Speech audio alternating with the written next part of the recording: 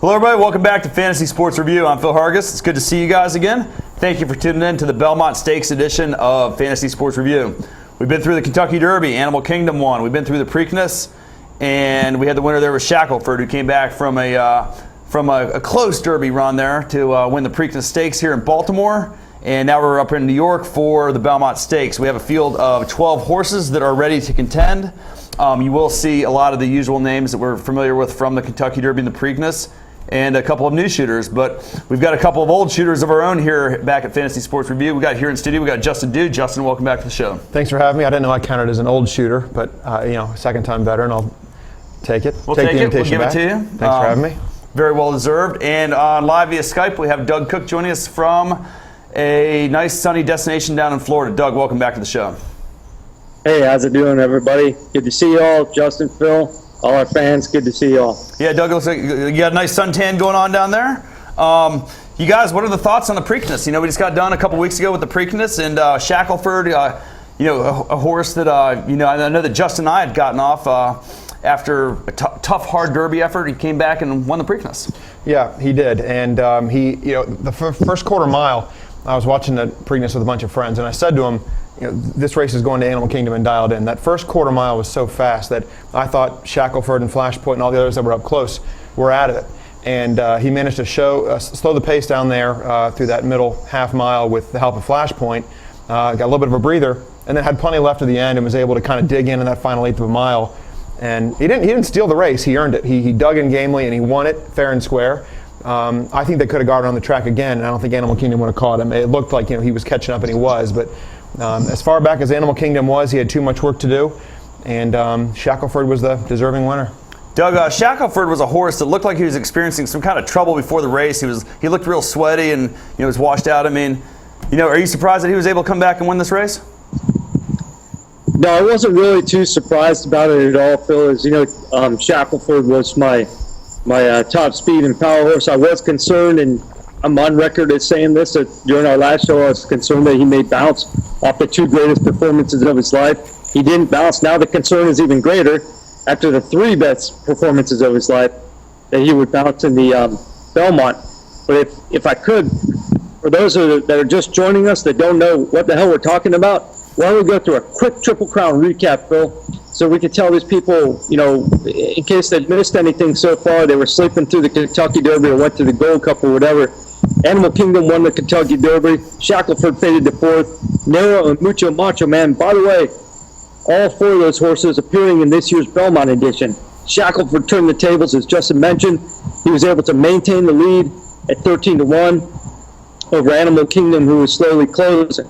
And so what we had during the last show, this is basically the exact same thing I showed before. Shackelford, as you can see, the highest speed average, given it coming off the two best races of his life, coming into the Preakness, and then Animal Kingdom, the second highest speed average, and it basically ended up just like that. I mean, that's pretty interesting. And then also, if you look at my top composite speed calculations, you can see that Shackelford, as I mentioned, was the top power and speed horse. So I wasn't shocked at all. I did think that there was a high probability that he would bounce off those efforts, but as it was, he didn't, and I would have been a fool to leave him out of my bets because these are my numbers that I have to back up the top power and speed horse. So that's where we're at right now. Shackelford definitely doing really good right now, but the concern is, of course, coming into the Belmont, coming off the three greatest races of his life, okay, and they all happened within basically a 6-week span. So now they want to ask him to have another greatest race of his life, all within a 10-week span. It's a lot to ask of a young colt. Well, that's what it's all about. I mean, that's the Triple Crown. That's what makes this 5-week time period so exciting. I mean, you have 2 weeks between the Derby and Preakness, and then you have 3 weeks between the Preakness and Belmont. The Belmont is a distance that's 1.5 miles up there at Belmont, and it's a distance these horses aren't used to running and may never run. None of them have run and will probably never run again. That's exactly right. And that's the same for the entire Triple Crown. It's a mile and a quarter, a mile and 3/16, then a mile and a half. And for horses of any age with any amount of racing experience to try to pull this off in a 5-week time span, is rare. In fact, it's really unprecedented anywhere else in the sport. So it's a very tough task to even compete in all three legs, much less win. That's why we're not going to have a Triple Crown winner this year. And just to put this into context for you guys, I mean, most horses are so well rested in between races now that they typically wait at least 5 weeks in between single races, let alone 3 races in this short period of time. So it is very unusual. I think it's time, guys. We have about 20 minutes left on the show here. We got 12 horses to cover and make predictions. We're going to get this Belmont right. You know, we missed the Preakness a little bit, but we're ready to come back here and have a successful Belmont. So I think we should go ahead and start breaking down the Belmont here and give these guys some good ideas on how they can start formulating some wagers. Yeah, I mean, we've got 12 horses, as you said. 8 of them ran in the Kentucky Derby, including the top 7 finishers in the Kentucky Derby are all coming back in the Belmont. That's the first time that's ever happened. So from a gambling perspective, I think you've really got a lot of directions you can go in here. I mean, you and I, before we came on air, were talking about a number of the horses that were also rans in the Derby that skipped the Preakness and are now coming back in the Belmont that have to be taken seriously. And if you're going to bet on the race, you have to decide what you're going to do with those horses. Are you going to use them? Are you going to toss them? Are they going to be? If you do use them, will they be prominent on your tickets? Will they be sort of underneath in some of the exotics? And I think I know where I'm going. Do you feel confident you know where you're going with your bets? I never really know until I actually see the final odds on Belmont Day, but I have a good idea. I mean, I don't like to give up on my horses too soon on during the 3-year-old campaign. I kind of like to stick with them. We'll get to that part of the analysis here on who I like, but there's definitely, like you said, the top 7 finishers in the Kentucky Derby. That is extremely unusual, and if you can make a case for them and they ran well in the Derby there, chances are they're here running the Belmont, and at a 1.5 mile distance, literally anything can happen. Yeah, it can, and the thing about the Belmont that's unusual is it's generally slow early and even slower late. Many times in recent years, unfortunately, the winner of the Belmont is simply the last horse to slow down. Whoever is sort of going, I'll try to say this right, the least slow through that final quarter mile ends up being the winner. We saw it with Drosselmeyer last year when he won it at, I think, 13-1 odds. Very slow time. It was very slow race early and slow late as well. He just happened to be the last one to give up and throw in the towel. Somebody does have to win. Somebody does have to win, and it's going to be one of these 12. Master of Hounds, for instance, he drew the number 1 hole coming out of a 5th place finish in the Kentucky Derby. A lot of folks are going to like him because he was making that late move in the Kentucky Derby, and people will make the assumption that because he was closing late at 1.25 miles, he's going to like that 1.5 mile distance. And it generally does not work that way, typically, although this isn't always the case. The horse that wins the Belmont is a horse that can be up near the front in the early stages, not necessarily on the lead, but closer to the early lead than some of the closers. You typically won't see a horse come from 15 lengths out of it or 18 lengths out of it like Animal Kingdom tried to do in the Preakness. So you'll see, I think, a lot of the contenders try to be up closer. Yeah, so the running strategy that applies to the Kentucky Derby with this extra couple furlongs does not translate well to the Belmont. That's a great point right there, Justin. I mean, let's look at this horse, Master of Hounds, Doug. I know this is a horse that we weren't really sure about coming into the Kentucky Derby. This horse was, certainly by the pedigree charts that we have here, was bred for distance. King Mambo, sire stats 8.5 furlongs, dam stats 10.6 furlongs, average winning distance. I mean, that's pretty strong. That's about as strong as you'll see for a horse that can be bred for stamina. This is a European horse. He's been traveling around a lot. You have to wonder what kind of effect that will have on this horse. Yeah, he has made a lot of travels, and he seems to have traveled well because he traveled to Dubai and finished second in the UAE Derby. Then he traveled to Kentucky, and he finished well there. I mean, you can't really argue with how he finished there. We already noted the first 4 finishes in the Kentucky Derby. The other 3 that Justin mentioned were 7. Master of Hounds, Santiva, and Brilliant Speed were almost in a dead heat for 5th. I mean, they were all about 5.5 lengths off the lead. It was kind of a photo finish for 5th there, and there is some 5th place money. But Master of Hounds is a horse that we covered, as well as Animal Kingdom, as good sleepers in the Kentucky Derby, good long shots because of their pedigree. And we mentioned before, Master of Hounds has the most dosage points by far of any of the Triple Crown contenders so far. So I think that I would be remiss to give up on Master of Hounds right now. I know that they normally don't, as Justin said, they normally don't come from way back, but occasionally they do as of Giselle and a couple of other Belmont winners in the past few years. But so far, this race looks devoid of speed, and we'll get that in. And let's just go ahead and point out that this Master of Hounds, that was also another variable, was that this was the first time Master of Hounds had a race on the dirt, so that's always a big question mark. And he responded obviously very well to the Kentucky Derby dirt. You have to figure that will translate well in Belmont. And the connections with Aidan O'Brien and Garrett Gomez on Master of Hounds is about as good as you could ask for. Yeah, Aidan O'Brien hasn't had a tremendous amount of success on the dirt in the United States. In fact, I'm not sure if he's had success on the dirt anywhere. But Garrett Gomez keeps him out from the Kentucky Derby. I think Master of Hounds is a horse that has every chance to hit the board. I don't think I'll be using him at all on any of my tickets, maybe on some of my superfecta plays, but he's not going to appear prominently on my tickets at all. Okay, let's move on to Stay Thirsty, you guys. Stay Thirsty is another one of those horses that was bet down to some pretty low odds at the Kentucky Derby, ended up going off at 17-1. This is a Todd Pletcher horse. It's a Bernardini, and he's ridden by Javier Castellano, who rode Bernardini in the Preakness victory the year that he won, the Barbaro year. Yeah. And what are your thoughts on Stay Thirsty?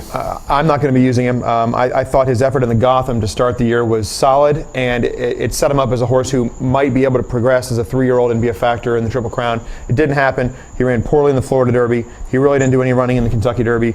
I'm not going to be using him in the Belmont. He doesn't look like a very good horse, and certainly doesn't appear to be bred for this distance. Doug, do you have anything that you see in Stay Thirsty that we could possibly get a price on here? No, I'm going to pass on Stay Thirsty and Ruler on Ice, so come back to me at number 4.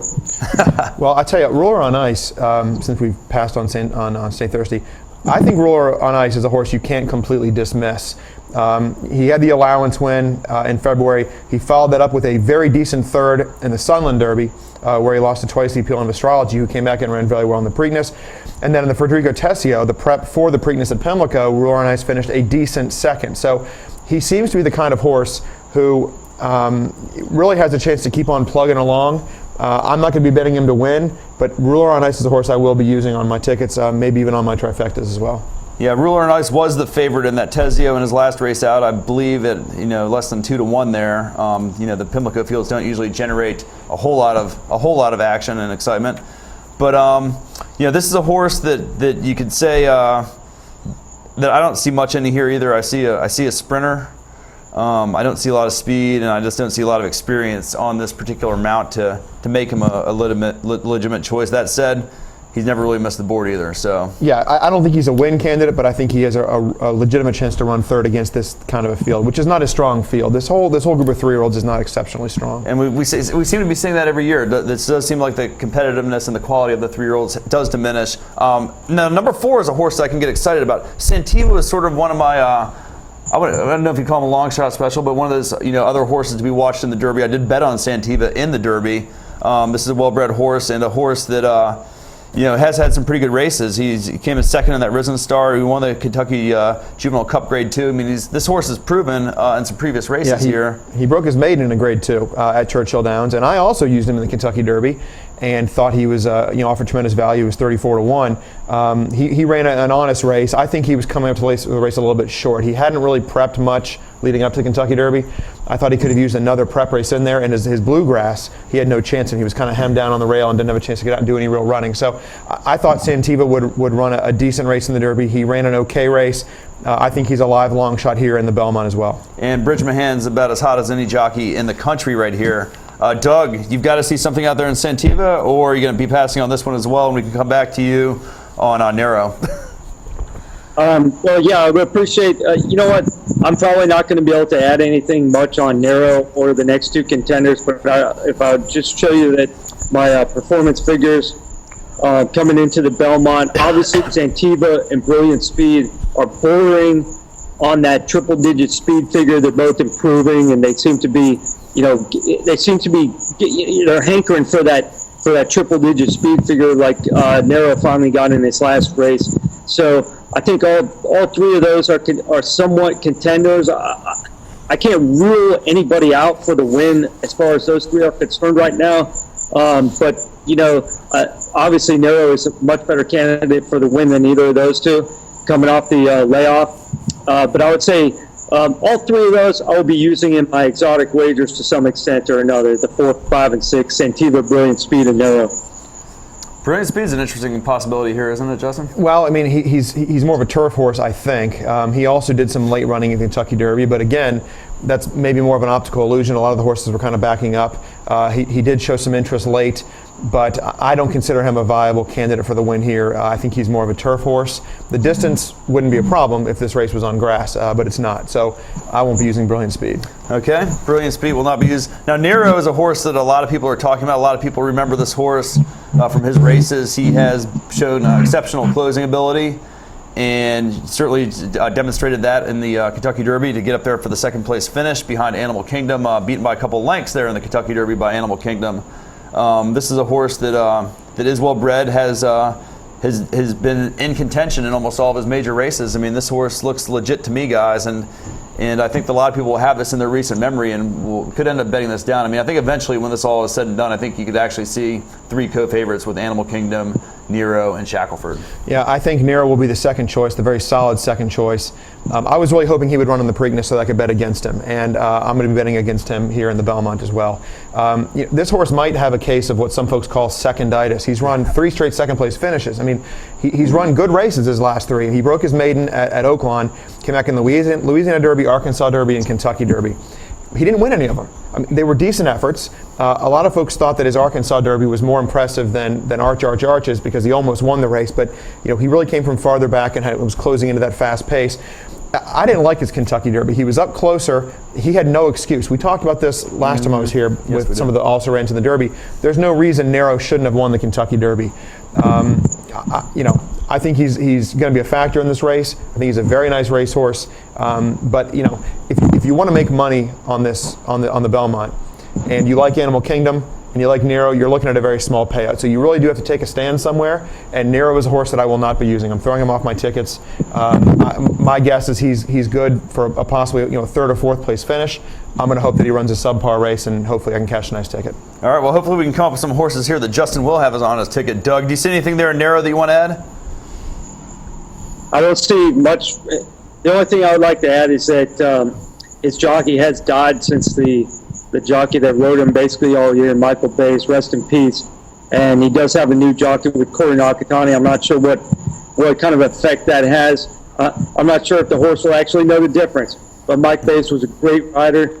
And as is Corey Nakatani, I see Nero finishing somewhere in the superfecta. I'm not sure that he'll win it either, but he should probably. But if you look at the Belmont, what should happen doesn't always happen. Yeah, and let's just make sure we clear things up. Yeah, Michael Bays did die on the day after 2 days after the Kentucky Derby there, and actually on the property at Churchill Downs. It was very sad. It was tragic. But actually, Corey Nakatani did have the mount in the Derby on Nero, so the Arkansas Derby too. And the Arkansas Derby, exactly. So he is very familiar with making Nero finish in second place. Yeah, and that's why I'm not going to be using him. And then number 7 is Monzon, who did some racing in New York earlier in the year. I actually played him in the Peter Pan. I'm not going to be playing him here. I don't think he's on the same level as some of these horses. So number 7 Monzon is a total toss for me. He's a total toss. Doug, you agree, right? Yeah, I agree. Good. 0 for 1. I mean, there's nothing to like about Monzon. Moving on to Prime Cut. I have heard people on the online talking about this horse. This is sort of one of the newer comers that people are less familiar with. And Prime Cut has last race in Peter Pan. You bet the Peter Pan. It sounds like you bet against him because you were betting on Monzon. Right. You saw him run in the Peter Pan. Is there?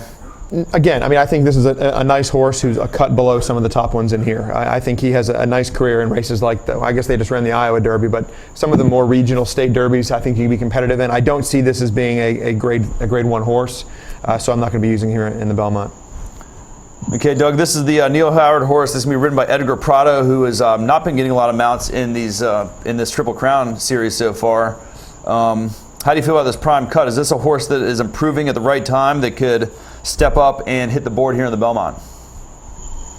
Yeah, well, this is interesting that you should mention that. I think that Prime Cut, let's go back to my performance figures for just a second here, all right?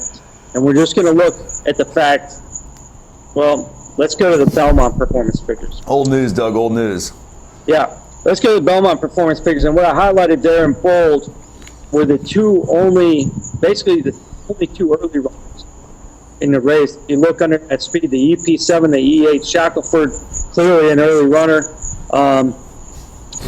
Also, Prime Cut, an early runner. So what happens, and Phil, you'll have a tough time disagreeing with me on this, because what happens if your best speed horse in the race, i.e. Big Brown, freaks out and whatever, doesn't have a good day? Well, who's the other early speed horse? Shackelford. Or is it Prime Cut? So even though Prime Cut is not that fast a horse, he is kind of improving a little bit. He's maybe maintaining. So if something, for whatever reason, Shackelford doesn't run his race, Prime Cut would find himself alone on the lead. So you always have to have a backup plan in these type of races. Obviously, Shackelford is a speed. There's no guarantee. Like I said, I'm very concerned after the 3 best performances of his life that he's going to bounce. So Prime Cut could find himself alone on the lead if that happens, and that would be very dangerous for any horse because there is no other speed in the field, really. Yeah, that's a good point, Doug. If there is something that unexpected does happen to the early running pace scenario there, this is a horse that could very possibly get in there, and I think it'd be a little bit of a shock, but could possibly do it. Certainly seems to be bred for distance here, guys. We got about 5 minutes left here on the show. Number 9 we can move on to here. This is Animal Kingdom. This is a horse everybody is very familiar with, even if you don't watch horse racing. Certainly by now you've heard of Animal Kingdom. This horse won the Kentucky Derby at a price of $21. Justin remembers that very well. He had the winning ticket. And Animal Kingdom is, certainly a classy horse and has exhibited all the qualities you would want to see in a winning racehorse here. Does he have what it takes to get it done in the Belmont on Saturday? Yeah, I think he does. And I think with a better ride, he would have won the Preakness. He should not have been 18 lengths back in the early going. I mean, and John Velasquez said after the race that the horse didn't like getting dirt in his face. And that may or may not be true. And again, not to take anything away from Shackelford, but Animal Kingdom should have won. He should have been closer, and if he had been closer, he would have won, I believe. Here's the question on Animal Kingdom. This will be his 3rd race in 5 weeks, and he has put in 2 tough efforts, Derby and Preakness. I think he's the most likely winner of the Belmont. If you held a gun to my head and told me to pick the winner, I would pick Animal Kingdom. He's going to be 2-1. He might even be lower. He's certainly logical. I'll be using him. I don't think I'm going to be betting him to win, but I think the race goes through him. Like I was saying before, I think this could be one of those weird years where, yes, he should be the 2-1 favorite, but because of the fact that there is still Shackelford sitting out there, and Nero, and maybe even Mucho Macho Man, who we're going to get to in a second, maybe the pool will get washed out, and you can actually get like a 3 or 4-1 price on him. 4-1 probably no way, but yeah, I don't know about that. I think we're going to see something like 2-1 on Animal Kingdom and maybe 3-1 on Nero. Those two will get the bulk of the support. You might be right. I was wrong about the odds in the Preakness. I thought Dialed In was going to be in that 6-1 range and that Animal Kingdom would be 2-1. I was clearly wrong on that. So those are my thoughts on Animal Kingdom. But you mentioned Mucho Macho Man. He is a horse that I completely dismissed in the Preakness, if you remember. And rightfully so. Yeah, we were right to. He didn't run very well, and he may have lost a shoe in that race. But all of my bets are going to include Mucho Macho Man very prominently here in the Belmont Stakes. He has the look of a horse who will have no trouble with the distance. By all accounts, he's training very well. He looks like he will have, he looks like he's going to be able to put away those 12-second 8th miles and those 24-second quarter miles. And at the end of the race, he just may be the last one to stop running. And I think he's probably the most likely threat to Animal Kingdom. And I think he's going to be somewhere around 10 or 12-1. Doug, Mucho Macho Man, do you agree with that assessment? Okay, I partially agree with that assessment, and I'll tell you why right now. Because Mucho Macho Man already had his bounce in the Preakness, which, as you remember, I was calling for either him and or Shackelford to bounce in the Preakness, and it was Mucho Macho Man. This is an overachieving young 3-year-old, is what it is. He's really not as talented as the other colts, but he tries so hard, and he really runs. He really runs on well. When he's competitive, when he's getting in the lead, he obviously wasn't that competitive in the Preakness. Obviously, Animal Kingdom, according to my speed composite figures, is the horse to beat in this race. Are you going to ask me to bet on a 2-1 horse? No way. I'll never do that. Almost never do that. I will use him in exotics, of course. But, Mucho Macho Man could bounce back and have a great race. But what I look for, especially in this, because of it's so devoid of early speed. If Shackelford doesn't get loose on the lead and run wire to wire, and Prime Cut can't keep up with anybody, then it's usually a mid-pack runner. It's not some late closer like Animal Kingdom or Master Hounds, even though I like Master Hounds a lot. it's usually one of these horses like Santiva or Brilliant Speed or Nero, a la Drosselmeyer last year. It's one of those horses that will pick up the pieces because they're close enough to the pace that they can run on, despite the fact that they're not quite as talented as the other colts. So if that answers your question, I hope it.